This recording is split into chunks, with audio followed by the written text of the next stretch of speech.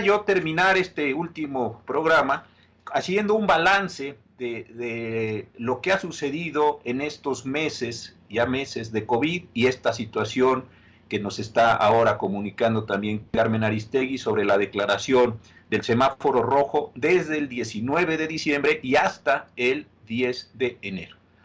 Con la doctora Lori-Ann Jiménez, que es profesora en la Universidad Nacional y es una de las personas, me parece, que más se ha distinguido en este proceso de COVID-19 por haber asumido una posición muy firme en términos informativos, desde luego, y también críticos. Yo de verdad creo que en esta pandemia hay personas que se han distinguido. Nuestra primera invitada, sin duda lo ha hecho.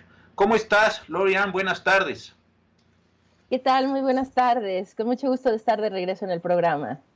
Sí, ya te habíamos tenido y además espléndido, no solo aquí, en otras muchas foros que has tenido la posibilidad de decirnos tus muy importantes conceptos. Oye, pues estábamos viendo esta declaración, efectivamente, la jefe de gobierno en la Ciudad de México, del gobernador del Estado de México y del doctor López-Gatell sobre el semáforo, pero antes de llegar ahí, ¿cuál es tu balance de lo que se ha hecho por las autoridades, por los empresarios, por los médicos? ¿Cuál es tu primera impresión acerca de todo lo que llevamos en este año de COVID-19? Sí, bueno, el balance con respecto a nuestro país, y también es cierto, si se analiza la situación en otros países, es que en términos generales se ha actuado siempre tarde, se ha actuado tibiamente ante una situación que desde el inicio se veía como potencialmente catastrófica. Es decir, se ha estado hablando, se sabe desde siempre, esto no es un evento que fue inesperado, inevitable, y hasta la fecha no es un evento que es inconmensurable, como se ha tratado de hacer creer. Este es un evento que se anticipó durante mucho tiempo y tuvimos algunos indicios de que algo así iba a suceder pronto. Tuvimos los indicios de las epidemias de SARS, de MERS, otras epidemias muy distintas, pero que también dejaron mucho aprendizaje, como las recientes de ébola, algunos brotes de cólera en diferentes partes del mundo, etcétera. Entonces, esto no es, como dicen por ahí, un cisne negro, es decir, un evento que no teníamos idea que iba a llegar, que era inevitable, que era imposible de solucionar. Se tenía la anticipación y lo más lamentable es que se sabía bien qué es lo que se tenía que hacer, porque ante eventos epidémicos de esta naturaleza se sabe que actuar pronto y con contundencia es la clave para estar al frente del problema. Siempre que se vaya o que se adopten actitudes que son de reacción, es decir, ahora viene un problema, reacciono ante el problema, ahora es otro, reacciono ante el problema. Esto nos hace perder todas las veces y estos errores cuestan vidas. A la fecha, bueno, pues en el mundo han cobrado más de 1.6 millones de vidas. En nuestro país, en cifras oficiales, ya son 116,000, más de 116,000 vidas las que se han cobrado por estos errores. El balance es que se ha sido tibio en la respuesta y lo que, en mi opinión, es lo más lamentable es que se ha permitido que vamos a decir, en la ecuación tan compleja de toma de decisiones, se ha permitido desplazar en el orden de prioridades a la salud y a la vida misma de las personas. Es decir, que aparentemente otras prioridades han tomado precedencia sobre la preservación de la vida misma. Y esto creo que ha sido uno de los puntos más problemáticos en todo este desarrollo de la pandemia.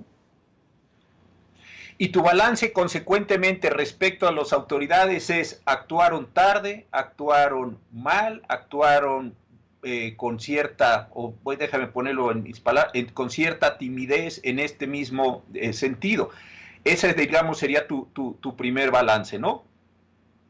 Sí, es decir, creo que lo que se ha hecho peor es que la estrategia, se pensó en establecer una estrategia muy al principio de la pandemia contra algo que en su momento era desconocido. Era un virus nuevo, una enfermedad nueva, no sabíamos que iba a venir hacia adelante. Se establece una estrategia en el mes de enero que aparentemente era una estrategia de procurar que la población adquiriera inmunidad para controlar el problema de una forma expedita, económica, sencilla, ¿no? Entonces, pero a medida que el tiempo ha ido avanzando, hemos tenido realmente avances muy significativos en el conocimiento, en la ciencia, en lo que tiene que ver tanto con el virus como con la enfermedad. Y yo creo que el peor error que se ha cometido es no basar en evidencias las acciones que se están tomando. Es decir, que la estrategia no está guiada por las evidencias, sino por una decisión arbitraria que se tomó tiempo atrás. Y lo que resulta imperdonable de toda esta situación es que no se ha dado espacio a la rectificación. Es decir, que a pesar de que se sigan sumando las muertes, ahora otra vez esta medida que se toma ahora de pasar nuevamente a la Ciudad de México, al Estado de México, a semáforo rojo, pues es otra vez una medida de reacción. Es decir, ahora que ya no podemos controlar el problema, reaccionemos. ¿Cómo reaccionamos? Vamos a volver a cerrar todo. ¿Cuántos de estos cierres puede soportar socialmente y económicamente nuestro país? Esa sería la pregunta, ¿verdad? ¿Y cuál es el beneficio de seguir haciendo estos cierres si no se hace en conjunto lo que necesita hacerse para realmente controlar el problema? Entonces, mi balance es que las acciones que se tomaron fueron inadecuadas, las decisiones iniciales no fueron las correctas, se pudo haber rectificado y hasta la fecha hay muchas oportunidades para rectificar el rumbo. Y sin embargo, cada oportunidad que se ha presentado se ha decidido no hacerlo, es decir, no rectificar. Y creo que eso es lo que nos tiene sumidos en esta catástrofe.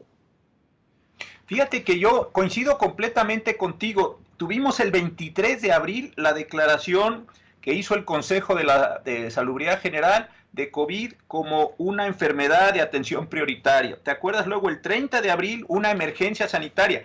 Pero seguimos operando con la idea del semáforo, más allá de si está bien o está mal en su momento, se estableció el 14 de mayo. Del 14 de mayo acá no se ha hecho un ajuste, seguimos teniendo los colores, seguimos teniendo las actividades y la condición de abierto, cerrado, etcétera. A mí me ha preocupado mucho que no se hayan emitido normas nuevas, como dices tú, tomando la experiencia, decir, oye, ¿dónde estamos bien? ¿Dónde estamos mal? Sería bueno utilizar otras palancas jurídicas que desde luego son legales y legítimas, pero pareciera como que se dejó correr el fenómeno.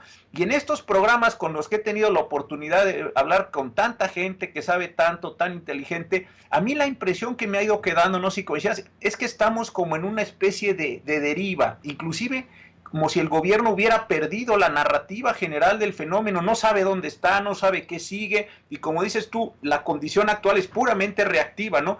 Y luego esta ilusión que también me parece muy, muy, muy pobre, de pues ya llegó la vacuna, o va a venir la vacuna, pues sí, una cosa lo platicábamos con Mauricio Rodríguez, colega tuyo, una cosa es tener vacunas y otra cosa es tener gente vacunada, ¿no? En niveles muy grandes, pero esa pérdida de la narrativa es lo que yo veo como más preocupante, y creo que el 21 vamos a estar en una situación muy semejante a la actual, y si no se retoma la narrativa y simplemente se va reactivo, creo que puede ser un año verdaderamente terrible. No sé cómo lo estés viendo tú, digamos un poco en perspectiva. Sí, lo veo de esa manera. Es decir, lo que viene hacia el frente es la peor parte. Pero es decir, es que se ha querido creer se ha querido dar a entender, ¿sí?, que esto tiene un límite de tiempo o un límite de muertes. Es decir, se habló al principio, no, este problema va a cobrar 6,000, 8,000 vidas, que fue el primer cálculo que dio el doctor Hugo López-Gatell. Cuando vio que esa cifra ya le estaba alcanzando, lo pasó a 12,000. Cuando vio que esa ya le alcanzaba, entonces lo pasó a 28 y luego dijo que había un redondeo a 30, ¿no? Que me pareció un comentario increíblemente lamentable pensar que el redondeo de 2,000 defunciones, que eso le parecía un redondeo, 2,000 muertes, ¿verdad? Pero en fin, y de ahí se fue a 60,000 y una serie de cosas. Pero la impresión que él ha querido dejar, y también en las conferencias vespertinas, esto es ya característico, por ejemplo, del doctor José Luis Salomía, que reporta las cifras, ¿no? Cada vez que reporta dice, pues la tendencia es tal, ¿no? Vamos así o asado. Veamos qué ocurre y cómo se comporta la semana próxima. Esto deja la impresión de que vamos a dejar ver qué es lo que ocurre. Preocupa mucho esto porque se evidencia que no tiene claro cuál era su trabajo, que no es dejar que el fenómeno transcurra y reportarlo, sino que no es ver cómo se comporta la tendencia, es vamos a obligar a que esa tendencia se comporte como nosotros queremos, porque existen las herramientas para hacerlo así. Sí, sabemos cómo podemos mejorar el problema, se sabe cómo hacerlo, se está decidiendo no hacerlo, pero en el proceso pues se da la falsa impresión de que si llegamos a 60,000 ya topamos y ya no van a haber más muertos. Si llegamos a un mes o 2 o 6 o 12 meses, ya llegamos al máximo de tiempo y esto tiene que mejorar. Es que es importante recalcar esto, no hay un límite de muertes y no hay un límite de tiempo. Este es un problema que va a persistir siempre y cuando no se tomen medidas necesarias, las medidas necesarias, que además sabemos cuáles son, para controlar el problema. Entonces ahorita lo vemos increíblemente catastrófico. Bueno, yo pienso que es algo, pues, no hay calificativos, ¿no? Para decir 116,487 muertes en nuestro país. Si consideramos el exceso de mortalidad, estamos por encima de 270,000 defunciones atribuibles a COVID-19 en menos de un año. Parece terrible, es terrible, pero ni siquiera estamos cerca de lo que podría ser. Yo allá atrás, esto es algo que ahora cuando lo leo me cuesta mucho trabajo que no se me haga un nudo en la garganta, porque yo vengo hablando de esto desde el mes de marzo, ¿no? El 27 de marzo hice mi primera publicación el 27 de marzo, en donde trataba de hacer una reflexión, un llamado, le intitulé ese escrito, ¿qué hacemos ahora y cómo llegamos aquí, no? Ese escrito trataba yo de hacer una reflexión, de hacer entender a la gente la gravedad del problema que se estaba viviendo, las formas como esto se podía controlar, la importancia de que fuera un esfuerzo colaborativo entre las autoridades y la población, etcétera, ¿no? Hice esto. En ese momento en México habían 717 casos reportados y se habían reportado apenas 12 defunciones. Y ya no es porque yo fuera clarividente, ni mucho menos, es que estas evidencias existen desde hace mucho tiempo. Es decir, que cualquier persona que sabía del tema ya podía anticipar que esto se tornaría catastrófico si no se tomaban las medidas correctas. El 5 de mayo publico otro artículo que intitula El fiasco del siglo. Ahí hago una crítica muy severa a las acciones que se toman en el gobierno. Digo, es necesario ampliar la capacidad de pruebas, hacer rastreo de contactos, establecer una medida de contención, etcétera, etcétera. Habían entonces 26,000 casos en México, 2,500 fallecimientos, y esto no he dejado de repetirlo, y a mi voz se han sumado muchas otras que repiten lo mismo que ya sabemos que es, y entonces necesitamos entonces preguntarnos algo. Esto no es un error, no preguntarnos, es decir, lo digo con todas sus palabras, esto no es un error que se da o que se ha dado por falta de información, no es un error es que no sabíamos qué hacer, nadie sabía qué hacer, es que esto era nuevo, y no es verdad. Esto no es un mero error, esto es que las autoridades han sabido qué se tiene que hacer y conscientemente han tomado la decisión de no hacerlo. Entonces estamos hablando de dos cosas diferentes. No es un error basado en falta de información. Esto es una decisión. La decisión es no contener los contagios en la comunidad en México. Esa es la decisión que se ha tomado. Entonces, se ha visto por la ocupación hospitalaria, se ha visto por una serie de cosas, se establece esto del semáforo y se cree que una solución es cada vez que se nos desborde y se nos salga de las manos, cerremos todo. Vamos a cerrar todo cada vez que eso pase. Y entonces cerremos un mes o 2 meses, colapsemos la economía, aumentemos el desempleo, hagamos un caos de todo lo demás, ¿ok? Con tal de disminuir un poco y entonces dejemos salir a la gente. Es que esta no es una solución. Los cierres no son una solución. Los cierres son una medida de último recurso para agarrar la situación ante la posibilidad de muertes de miles de personas y ante la inminente posibilidad de que miles de personas mueran. Entonces se cierra, pero se sabe que hay que asumir un costo social y económico altísimo cada vez que vienen cierres. Y cuando el cierre pasa, pues todo sigue igual. Es decir, que sigue si es que el gobierno no hace lo que tiene que hacer.